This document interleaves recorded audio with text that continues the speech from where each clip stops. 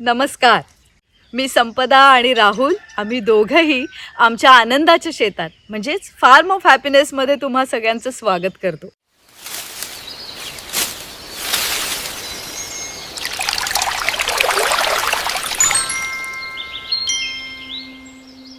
शेती सध्या काय करते? शेती तिचं काम करते, पण सध्या काय झालंय माहिती आहे ना? हा लांबलेला पाऊस किंवा वाढणारा उन्हाळा, तलखली, एल निनो या सगळ्या विचारांचा आणि मुद्द्यांचा नुसता धुरळा उडतोय.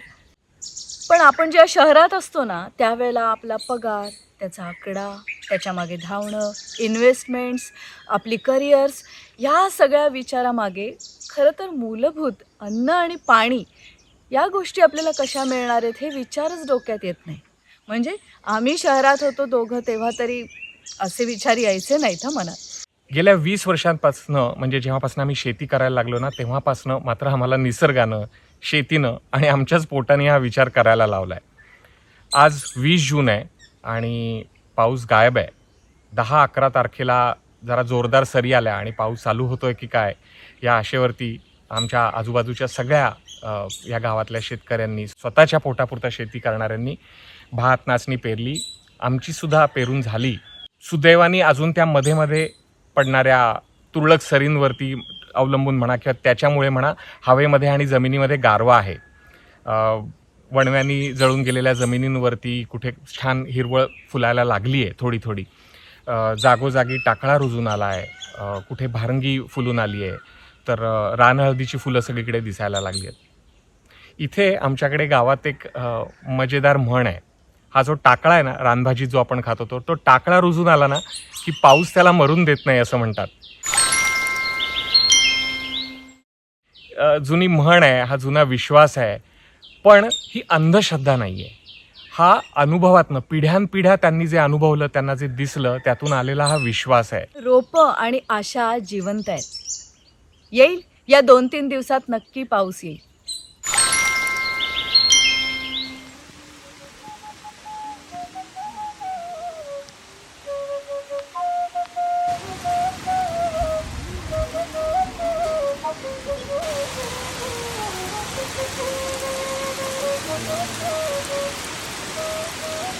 पण गंमत अशी आहे की नुसतीच आशा धरून श्रद्धा ठेवून काही होत नाही ना.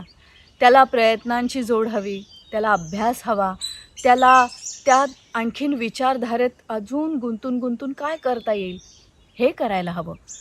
पण हा जो पाऊस आत्ता उशिरा पडतोय, यातनं आपण शेतकरी म्हणून शेती कशी निभावून देणार आहोत ह्या मात्र विचारात आम्ही असतो. आणि मग अशा वेळेला आपल्याला अभ्यास तर करायचा आहे, पण ह्या सगळ्या वातावरणातनं आपल्याला विषमुक्त अन्नसुद्धा उगवायचं आहे. मग काय करायचं?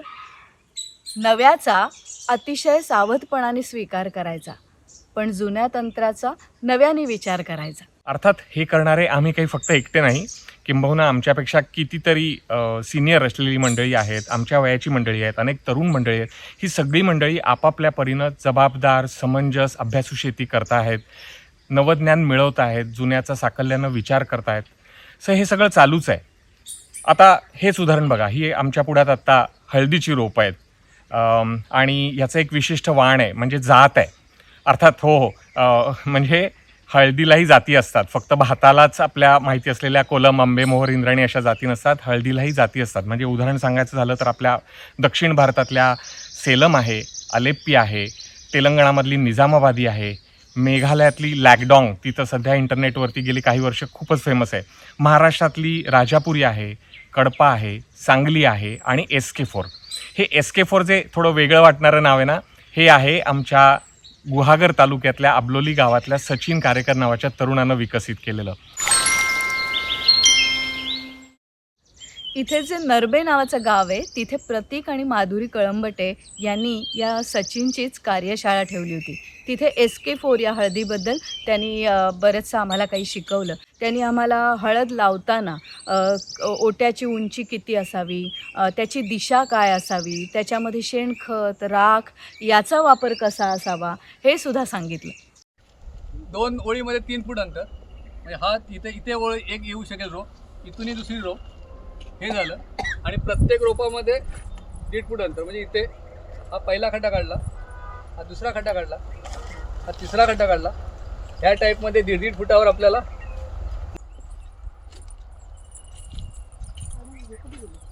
या कार्यशाळेमध्ये आम्हाला खूप नव्याने या पिकाच्या लागवडीबद्दल, त्याच्या सगळ्या क्रॉप मेंटेनन्सबद्दल शिकायला मिळालं. चांगले जेवढं होईल तेवढं मिक्स करा. असं जे काय तुमचं गांडूखत असेल, रासायनिक जे काय असेल ते सगळं मिक्स होणं गरजेचं आहे. सैल झाली पाहिजे माती चांगली अशी. आता आम्ही शेणखत वापरतोच, कारण आपल्याकडे गोठा आहे, गुरं आहेत.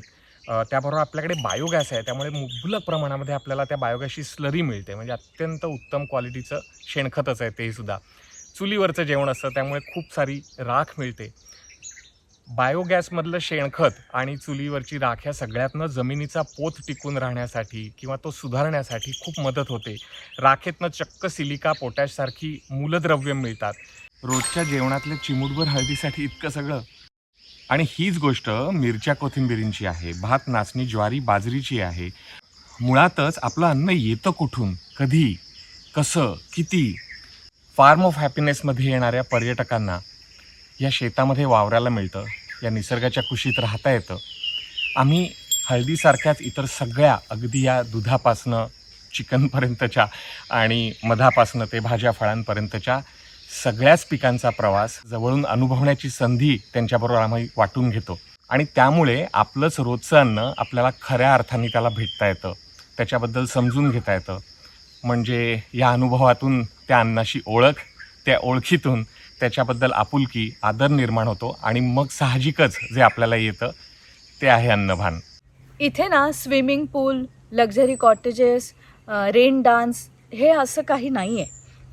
पण इथे कोकणाचा निसर्ग आहे, शांतता आहे, निवांतपणा आहे, सारवलेली जमीन आहे, पारंपरिक पदार्थ आहेत. पण मुद्दा हा नाही आहे. हे सगळं आहे, पण याबरोबरीने याच्या मूळ मुद्दा आहे अन्नभान. तुम्हाला अशा प्रकारचा पर्यटन अनुभवायचं आहे का? या सगळ्याच्या निमित्ताने मातीशी, निसर्गाशी, म्हणजे शेतीशी आणि खऱ्या अर्थाने आपल्या अन्नाशी तुम्हाला कनेक्ट व्हायचं आहे का? तसं जर असेल तर त्यासाठी तुम्ही इथं या, इथं राहा, हे सगळं पहा आणि अनुभवा.